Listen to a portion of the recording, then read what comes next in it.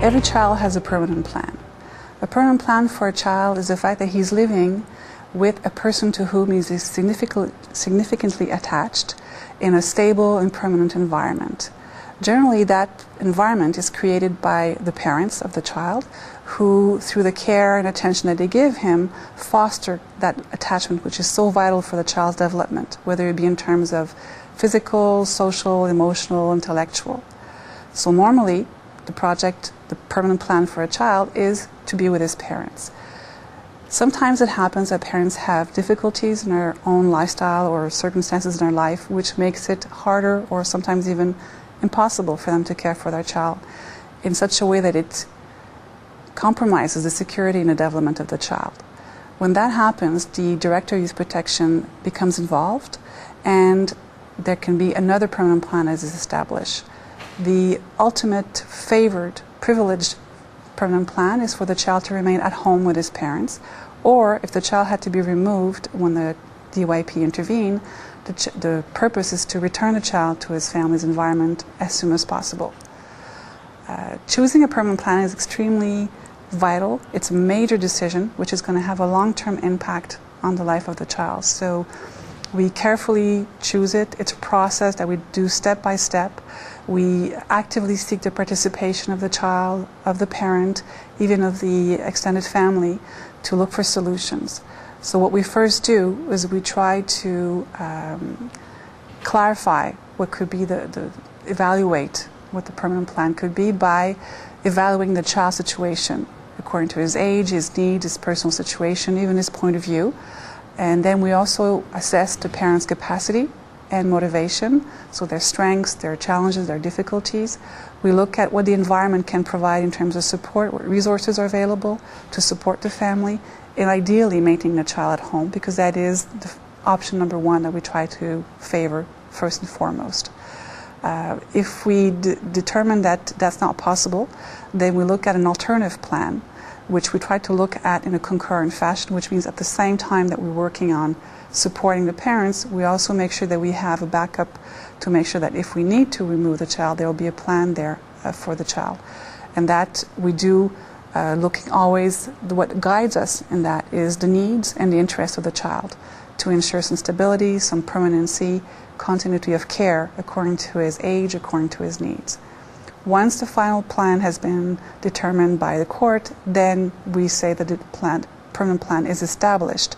And then in some cases, the Director of Youth Protection remains involved, but in some cases, the intervention is complete, and then we can close the file, refer the family or the resource to community services if need be. If those two plans are not possible, then we look at other alternative plans, and basically there are 6 of them. The first of those alternative plans is to place a child until his age of majority with a significant person. That significant person is somebody who's close to the child in terms of emotional bond. So it could be a grandparent, it could be an extended family member, a close family friend. We look a lot at what the definition of the family is of that person that's close to the child, but we also assess the person's capacity to care for the child, to educate them, to commit to them on a long-term basis, to collaborate with us in terms of ensuring that the needs of the child are adequately met, and to manage the contacts with the family if those contacts are maintained.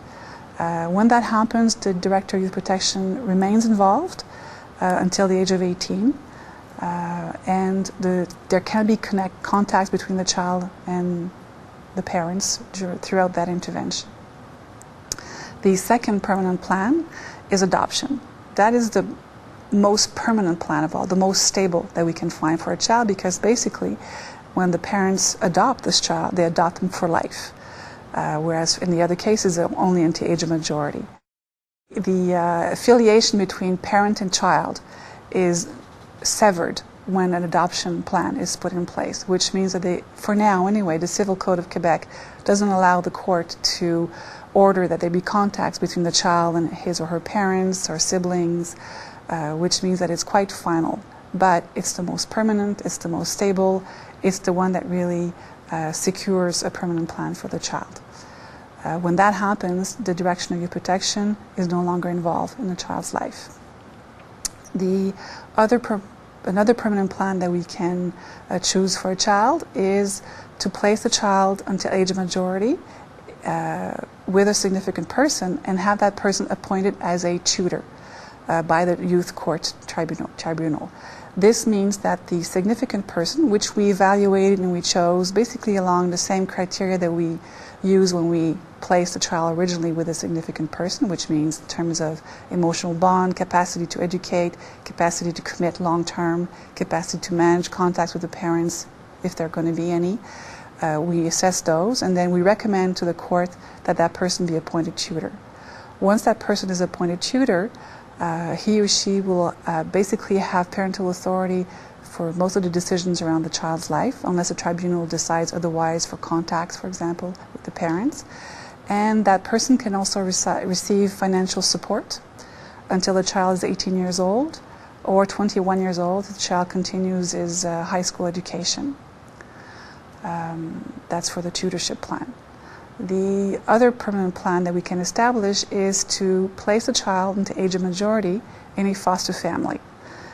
For that plan to happen and to be considered a permanent plan, there's a condition though, and that condition is that the foster family commit on a long-term basis to the child. So the Director of Youth Protection chooses, evaluates that family, and recommends to the court that the child be placed on a long-term basis. That means that the foster family will take care of the child on a daily basis. So the daily needs, daily decision making belongs to the foster family. However, the parents can remain quite actively involved, engaged, visit with the child unless the tribunal decides otherwise, and they can also be decision-making power in terms of major decisions. The parent has to pay parental contributions, and in return the youth center enters into a contract with the foster family that they monitor until the child is 18 years old. A similar project permanent plan is to place a child until age of majority in a resources which provide specialized services. This is especially for children who have special needs, such as severe intellectual or physical handicapped or serious mental health problem. The resource, which can be either a rehabilitation center or a foster family who specializes in those children, has to be there again able to commit to the child on a long-term basis and ensure that all their needs are appropriately seen to. The parents can continue to have contact if the tribunal allows it. They can also can continue to have very much of an active participation in a child's life, but basically the child will remain in the rehabilitation center or the foster family until age of 18. And there again, the Director of Youth Protection remains involved until the child reaches the age of 18. The last permanent plan that is possible is to prepare a youth for independent living. This is specifically for adolescents who are 16 years and older and who cannot return home to live with their parents. The project then becomes to prepare them for autonomous living, whether it be to take care of their own financial needs, to learn how to have basic life skills, cooking, working, having an apartment, producing, be a productive member of society, and even managing their contacts with their family of origin. That kind of permanent plan can be actualized either when the youth is living in a rehabilitation center, in a group home, in a foster family, or even a community resource. The parents remain involved. They can be contacted unless the tribunal orders otherwise, but they certainly remain responsible in terms of parental responsibilities for care, maintenance, education. Therefore, when the youth, for example, if the parents authorize them to go live in an apartment autonomously, the parent remains responsible and is the one to sign the lease, for example.